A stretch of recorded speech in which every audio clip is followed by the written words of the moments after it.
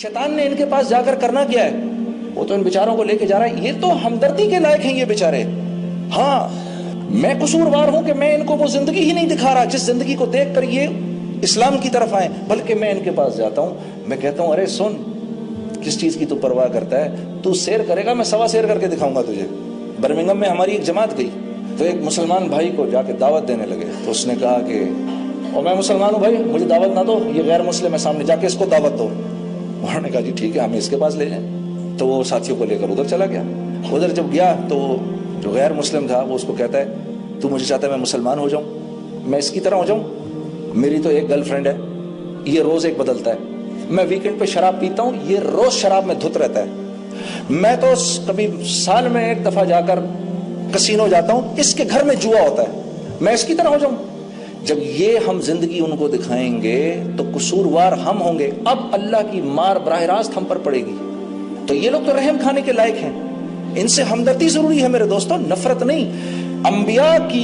अंबिया का ये मिजाज हुआ करता था, अंबिया का ये मिजाज हुआ करता था कि अंबिया गैरों से दिल में इंतहाई शफकत रखते थे।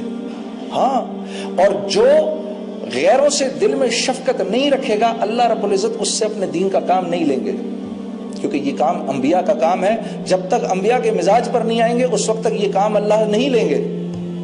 हम अपने आप ही को बेवकूफ बनाते रहेंगे, खुशफहमी में रहेंगे। शैतान तो आएगा ही उसके पास जिसके दिल में ईमान है, वो तो ईमान का डाकू है, उसने तुम्हारे माल को लेकर क्या करना है। अब वो मुसलमानों के पास आता है और मुसलमानों से कबायर करवाता है, कबीरा गुनाह करवाता है। उसने अल्लाह से वादा किया था इन सबको जहन्नम में लेके जाऊंगा, तो उसकी ये ख्वाहिश होती है कि इनसे कबीरा गुनाह करवाऊं और इतना गाफिल रखूं कि ये इस्तिग़फ़ार कहीं ना पढ़ ले, ये माफी ना मांग ले कहीं कबीरा अपने गुनाहों से, क्योंकि माफी मांगेगा अल्लाह फौरन माफ कर देगा इसको। अल्लाह ने भी उसको ये कहा ठीक है तूने जो करना है तू कर, लेकिन ये जितनी मर्तबा माफी मांगेंगे मैं इनको माफ कर दूंगा। तो उसने मट्टी उठा के अपने बालों में डाल ली। हाय हाय हाय, ये क्या हुआ? बिकॉज ही थॉट मैंने एक नाफरमानी की, मैं जहन्नम से निकाला गया, ये 60-70 साल के लिए तो कम से कम आएंगे ही ना, एक नाफरमानी तो मैं भी करवा लूंगा इनसे, सब हम जाएंगे एक साथ ही। तो अल्लाह पाक ने कहा नहीं, जितनी बार माफी मांगेंगे मैं उनको माफ कर दूंगा। अल्लाह आपका आना कबूल करे। एक मरतबा फिर भाई सब दोस्तों से दिल की गहराई से आपका शुक्रिया भी, आपने मुझे मौका दिया मैं यहाँ आकर आपसे बात करूं।